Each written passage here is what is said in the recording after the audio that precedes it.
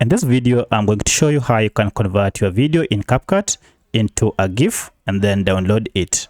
So we have here our video that we want to animate. To do so, go ahead and click on the video and have it here. Then go ahead and tap on this Ultra HD, or sometimes it might be 1080. So if you tap on this down arrow, it will expose quite a number of features, and after video you can see we have GIF.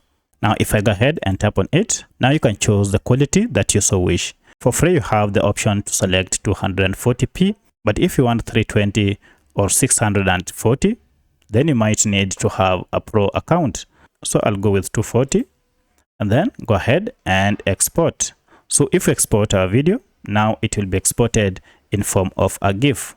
Once you have exported, go to your phone and you will find your exported or your downloaded GIF. So that's how you create a GIF using your video in CapCut. If you have any other question, kindly let me know in the comment section. Otherwise, if this video was helpful to you, kindly hit the like button and subscribe to this channel to support me. Thanks for watching, and let's meet in the next video.